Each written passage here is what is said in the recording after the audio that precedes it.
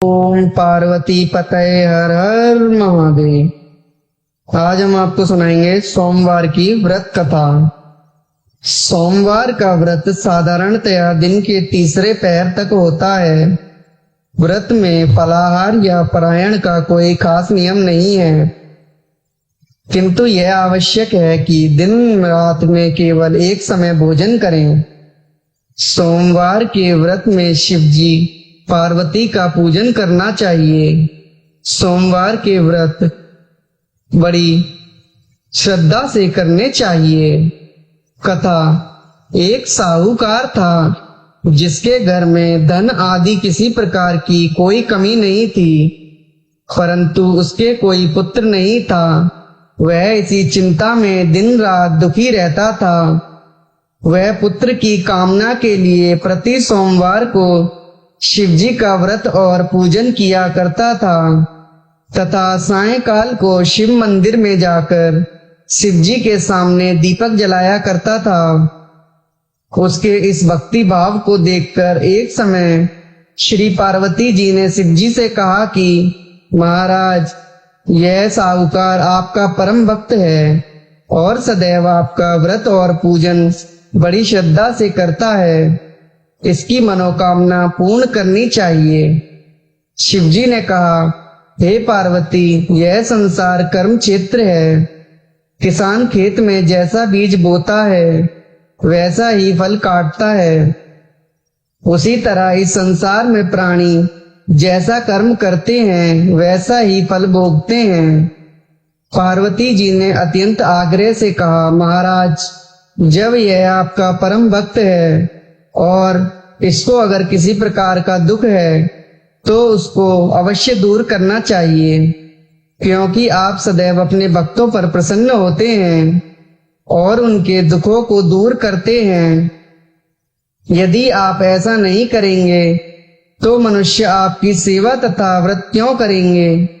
पार्वती जी का ऐसा वचन सुन शिवजी कहने लगे, हे पार्वती, इसके कोई पुत्र नहीं है। इसी चिंता में यह अति दुखी रहता है। इसके भाग्य में पुत्र न होने पर भी मैं इसको पुत्र की प्राप्ति का वर देता हूँ, परंतु यह पुत्र केवल 12 वर्ष तक जीवित रहेगा। इसके पश्चात वह मृत्यु को प्राप्त हो जाएगा। यह सब बातें वह साहूकार सुन रहा था। इससे उसको न कुछ प्रसन्नता हुई और न ही कुछ कष्ट हुआ। वह पहले जैसे ही शिवजी महाराज का व्रत और पूजन करता रहा। कुछ काल व्यतीत हो जाने पर साहूकार की स्त्री गर्भवती हुई और 10वें महीने में उसके गर्भ से अति सुंदर पुत्र हुआ।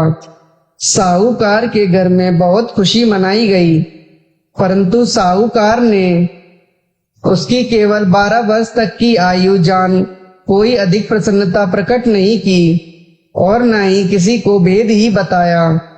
जब वह बालक 11 वर्ष का हो गया तो उस बालक की माता ने उसके पिता से विवाह आदि के लिए कहा, तो वह साहूकार कहने लगा कि मैं अभी इसका विवाह नहीं करूंगा, अपने पुत्र को काशी जी पढ़ने के लिए भेजूंगा। अतः साहूकार ने अपने साले अर्थात बालक के मामा को बुला लिया। उसको बहुत सा धन देकर कहा, तुम इस बालक को काशी जी पढ़ने के लिए ले जाओ और रास्ते में जिस स्थान पर भी जाओ यज्ञ करते और ब्राह्मणों को भोज कराते जाओ। वह दोनों मामा भांजे यज्ञ करते और ब्राह्मणों को भोजन कराते जा रहे थे। रास्ते में एक शहर पड़ा। उस शहर के राजा की कन्या का विवाह था और दूसरे राजा का लड़का जो विवाह कराने के लिए बारात लेकर आया था वह एक आंख से काना था। उसके पिता को इस बात की बड़ी चिंता थी कि कहीं वर को देख कन्या के माता पिता विवाह में किसी प्रकार की अड़चन पैदा न कर दें। इस कारण जब उसने उस सेठ के लड़के को देखा तो मन में विचार किया, क्यों न दरवाजे के समय इस लड़के से वर का काम चलाया जाए। ऐसा विचार कर वर के पिता ने उस लड़के और मामा से बात की तो वे राजी हो गए। फिर उस लड़के को वर के कपड़े पहनाकर घोड़ी पर चढ़ाकर दरवाजे पर ले गए और सब कार्य प्रसन्नता से पूर्ण हो गए। फिर वर के पिता ने सोचा कि यदि विवाह कार्य भी इसी लड़के से करा लिया जाए तो क्या बुराई है।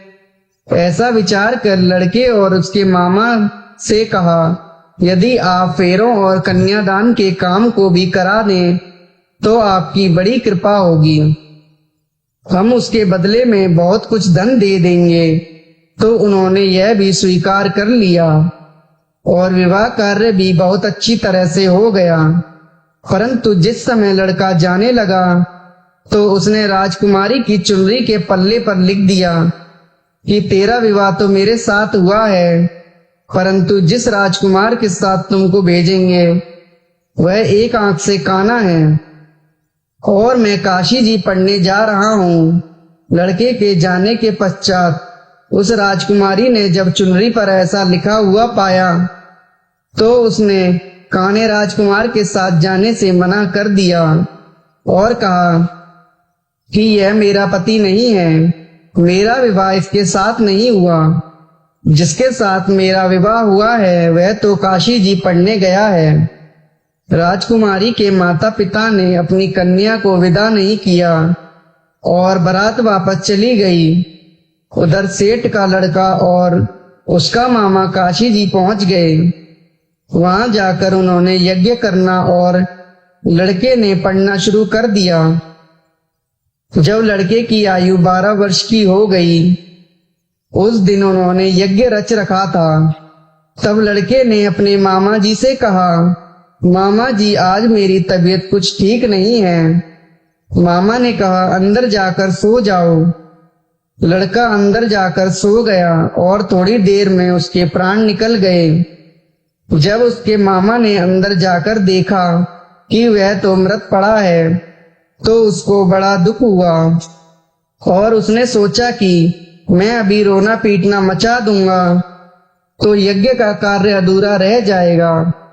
अतः उसने जल्दी से यज्ञ समाप्त कर ब्राह्मणों के जाने के बाद रोना पीटना आरंभ कर दिया।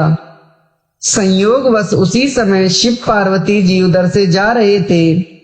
जब उन्होंने जोर जोर से रोने पीटने की आवाज सुनी तो पार्वती माता कहने लगी, महाराज कोई दुखिया रो रहा है, इसके कष्ट दूर कीजिए। जब शिव पार्वती माता ने पास जाकर देखा तो वहां एक लड़का मृत पड़ा था। पार्वती माता कहने लगी, महाराज यह तो उसी सेठ का लड़का है जो आपको वरदान से हुआ था। शिवजी ने पार्वती जी से कहा कि इसकी आयु इतनी ही थी सो यह भोग चुका। तब पार्वती जी ने कहा, हे महाराज इस बालक को और आयु दो, नहीं तो इसके माता पिता तड़प तड़प कर मर जाएंगे। पार्वती जी के बार बार कहने पर शिवजी ने उसको जीवन वरदान दिया और शिवजी महाराज की कृपा से लड़का जीवित हो गया। शिव पार्वती जी कैलाश चले गए। शिक्षा पूर्ण होने पर वह लड़का और मामा उसी प्रकार यज्ञ करते तथा ब्राह्मणों को भोजन कराते हुए अपने घर की ओर चल पड़े। रास्ते में उसी शहर में आए जहां उसका विवाह हुआ था। वहां पर आकर उन्होंने यज्ञ आरंभ कर दिया तो उस लड़के के ससुर ने पहचान लिया और महल में ले जाकर उसकी बड़ी खातिरदारी की। साथ ही बहुत सा धन देकर दास दासियों सहित आदर पूर्वक लड़की और जमाई को विदा किया। जब वे अपने शहर के निकट आए तो मामा ने कहा, मैं पहले तुम्हारे घर जाकर खबर देता हूँ। जब उस लड़के का मामा घर पहुंचा तो लड़के के माता पिता घर की छत पर बैठे हुए थे और उन्होंने यह प्रण कर रखा था कि यदि हमारा पुत्र सकुशल घर लौट आया तो हम राजी खुशी नीचे उतर कर आ जाएंगे, नहीं तो छत से गिरकर अपने प्राण गंवा देंगे। इतने में उस लड़के के मामा ने आकर यह समाचार दिया कि आपका पुत्र आ गया है। तो उनको विश्वास नहीं आया तब उसके मामा ने शपथ पूर्वक कहा कि आपका पुत्र अपनी स्त्री के साथ बहुत सा धन लेकर आया है। तो सेठ ने आनंद के साथ स्वागत किया और बड़ी प्रसन्नता के साथ रहने लगे। बोलो शिवजी महाराज की जय। दूसरी कथा। मृत्यु लोक में भ्रमण करने की इच्छा करके एक समय श्री भूतनाथ महादेव जी माता पार्वती के साथ पधारे। भ्रमण करते करते अमरावती नाम की अति रमणीक नगरी में पहुंचे। अमरावती नगरी के सब प्रकार से सुखों से परिपूर्ण थी। उसमें वहां के महाराजा का बनाया हुआ अति रमणीक शिवजी का मंदिर था। उसमें भगवान शंकर भगवती पार्वती के साथ निवास करने लगे।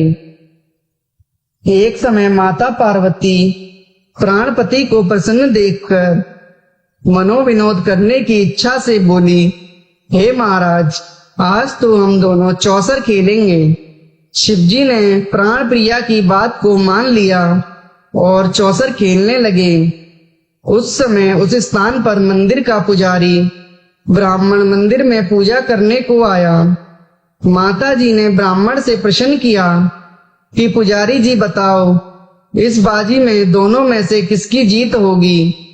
ब्राह्मण बिना विचारे ही शीघ्र बोल उठा कि महादेव जी की जीत होगी। थोड़ी देर में बाजी समाप्त हो गई और पार्वती जी की विजय हुई। अब तो पार्वती जी ब्राह्मण को झूठ बोलने के अपराध के कारण श्राप देने लगी। तब महादेव जी ने पार्वती जी को बहुत समझाया, परंतु उन्होंने ब्राह्मण को कोढ़ी होने का श्राप दे दिया। कुछ समय बाद पार्वती जी के श्रापवश पुजारी के शरीर में कोढ़ पैदा हो गया, तो पुजारी दुखी रहने लगा। इस तरह के कष्ट भोगते हुए जब बहुत दिन हो गए, तो देवलोक की अप्सराएं शिवजी की पूजा करने उसी मंदिर में आईं और पुजारी के कोढ़ के कष्ट को देख बड़े दया भाव से उससे रोगी होने का कारण पूछने लगी। पुजारी ने निसंकोच होकर सब बातें उनसे कह दी। तब वे अप्सराएं बोली, हे पुजारी, अब तुम अधिक दुखी मत होना, भगवान शिव जी तुम्हारे कष्ट को दूर कर देंगे। तुम सब व्रतों में श्रेष्ठ 16 सोमवार का व्रत भक्ति भाव के साथ करो। तब पुजारी अप्सराओं से हाथ जोड़कर विनम्र भाव से 16 सोमवार व्रत की विधि पूछने लगा। अप्सराएं बोली कि सोमवार को भक्ति के साथ व्रत करें, स्वच्छ वस्त्र पहने, आधा सेर गेहूं का आटा लें, उसके 3 अंगा बनवाएं और घी गुड़ दीप नैवेद्य पुंगी फल बेलपत्र जनेऊ का जोड़ा चंदन अक्षत पुष्प आदि के द्वारा प्रदोष काल में भगवान शंकर का विधि पूर्वक पूजन करें। तत्पश्चात अंगाओं में से एक शिवजी को अर्पण करें, बाकी 2 को शिवजी का प्रसाद समझकर उपस्थित जनों में बांट दें और आप भी प्रसाद पावें। इस विधि से 16 सोमवार व्रत करें। 17वें सोमवार के दिन पाव सेर गेहूं के आटे की बाटी बनाएं, उसमें घी और गुड़ मिलाकर चूरमा बनावें और शिवजी का भोग लगाकर उपस्थित भक्तों में बांटें। पीछे आप सकुटुंब प्रसाद लें और भगवान शिव जी की कृपा से उसके मनोरथ पूर्ण हो जाएंगे। ऐसा कहकर अप्सराएं स्वर्ग को चली गईं। ब्राह्मण ने यथाविधि 16 सोमवार का व्रत किया तथा शिव जी की कृपा से रोग मुक्त होकर आनंद से रहने लगा। कुछ दिन बाद जब फिर शिव जी और माता पार्वती जी उस मंदिर में पधारे, तब ब्राह्मण को निरोग देखकर पार्वती जी ने ब्राह्मण से रोग मुक्त होने का कारण पूछा, तो ब्राह्मण ने 16 सोमवार की व्रत कथा सुनाई। तब तो पार्वती जी अति प्रसन्न होकर ब्राह्मण से व्रत की विधि पूछकर व्रत करने को तैयार हुई। व्रत के बाद उनकी मनोकामना पूर्ण हुई तथा उनके रूठे हुए पुत्र कार्तिकेय स्वयं माता के आज्ञाकारी हुए। कार्तिकेय को अपने विचार परिवर्तन का रहस्य जानने की इच्छा हुई। तो माता से बोले, हे माता जी, आपने ऐसा कौन सा उपाय किया जिससे मेरा मन आपकी ओर आकर्षित हुआ। तब पार्वती माता कहने लगी, वही 16 सोमवार व्रत कथा उसको सुनाई। कार्तिकेय जी बोले कि इस व्रत को मैं भी करूंगा, क्योंकि मेरा प्रिय मित्र ब्राह्मण बहुत दुखी होकर परदेश गया है, हमें उससे मिलने की बहुत इच्छा है। तब कार्तिकेय ने इस व्रत को किया और उनका प्रिय मित्र मिल गया। मित्र ने इस आकस्मिक मिलन का भेद कार्तिकेय से पूछा तो वे बोले, हे मित्र, हमने तुम्हारे मिलने की इच्छा करके 16 सोमवार का व्रत किया था। अब तो ब्राह्मण मित्र को भी अपने विवाह की बड़ी इच्छा हुई। कार्तिकेय से व्रत की विधि पूछी और यथाविधि व्रत किया। व्रत के प्रभाव से जब वह किसी कार्यवश विदेश गया तो वहां के राजा की लड़की का स्वयंवर था। राजा ने प्रण किया कि जिस राजकुमार के गले में सब प्रकार श्रृंगारित हथिनी माला डालेगी, मैं उसी के साथ अपनी प्यारी पुत्री का विवाह कर दूंगा। शिवजी की कृपा से ब्राह्मण भी स्वयंवर देखने की इच्छा से राजसभा में एक और बैठ गया। नियत समय पर हथिनी आई और उसने जयमाला उस ब्राह्मण के गले में डाल दी। राजा की प्रतिज्ञा के अनुसार बड़ी धूमधाम से कन्या का विवाह उस ब्राह्मण के साथ कर दिया और ब्राह्मण को बहुत सा धन देकर और सम्मान देकर संतुष्ट किया। ब्राह्मण सुंदर राजकुमार राजकन्या पाकर सुख से जीवन व्यतीत करने लगा। एक दिन राजकन्या ने अपने पति से प्रश्न किया, हे प्राणनाथ, आपने ऐसा कौन सा भारी पुण्य किया जिसके प्रभाव से हथिनी ने सब राजकुमारों को छोड़कर आपको वरण किया। ब्राह्मण बोला, हे प्राण प्रिय, मैंने अपने मित्र कार्तिकेय के कथा अनुसार 16 सोमवार का व्रत किया था, जिसके प्रभाव से मुझे तुम जैसी रूपवान पत्नी की प्राप्ति हुई। व्रत की महिमा सुनकर राजकन्या को बड़ा आश्चर्य हुआ और वह भी पुत्र की कामना करके व्रत करने लगी। शिवजी की दया से उसके गर्भ में अति सुंदर, सुशील, धर्मात्मा और विद्वान पुत्र उत्पन्न हुआ। माता पिता दोनों उस देव पुत्र को पाकर अति प्रसन्न हुए और उसका लालन पालन भली प्रकार से करने लगे। जब पुत्र समझदार हुआ तो एक दिन उसने अपनी माता से प्रश्न किया कि माँ, तूने कौन सा व्रत किया है जो मेरे जैसा पुत्र तेरे गर्भ से उत्पन्न हुआ। माता ने पुत्र का प्रबल मनोरथ जानने के अपने किए हुए 16 सोमवार का व्रत को विधि के सहित पुत्र के सम्मुख प्रकट किया। पुत्र ने सब तरह के मनोरथों का पूर्ण करने वाला यह व्रत सुना तो वह भी इस व्रत को राज्याधिकार पाने की इच्छा से हर सोमवार को यथाविधि व्रत करने लगा। उसी समय एक देश के वृद्ध राजा के दूतों ने आकर उसकी राजकन्या के लिए उसे वरण किया। राजा ने अपनी पुत्री का विवाह ऐसे सर्वगुण संपन्न ब्राह्मण युवक के साथ करके बड़ा सुख प्राप्त किया। वृद्ध राजा के दिवंगत हो जाने पर ही यही ब्राह्मण बालक गद्दी पर बिठाया गया, क्योंकि दिवंगत राजा के कोई पुत्र नहीं था। राज्य का अधिकारी होकर भी वह ब्राह्मण पुत्र अपने 16 सोमवार व्रत को करता रहा। जब 17वां सोमवार आया तो विप्र पुत्र ने अपनी प्रियतमा से सब पूजन सामग्री लेकर शिवालय में चलने के लिए कहा, परंतु राजकन्या ने उसकी आज्ञा की परवाह नहीं की। दास दासियों द्वारा सब सामग्रियां शिवालय भिजवा दी और आप नहीं आई। जब राजा ने शिवजी का पूजन समाप्त किया तब एक आकाशवाणी हुई, हे राजा, अपनी इस रानी को राजमहल से निकाल दे, नहीं तो तुम्हारा सर्वनाश कर देगी। वाणी को सुनकर राजा को आश्चर्य का ठिकाना नहीं रहा और तत्काल ही आकर अपने सभासदों को बुलाकर पूछने लगा कि हे मंत्रियों, मुझे आज शिवजी की वाणी हुई है कि राजा, तू अपनी इस रानी को निकाल दे, नहीं तो ये तेरा सर्वनाश कर देगी।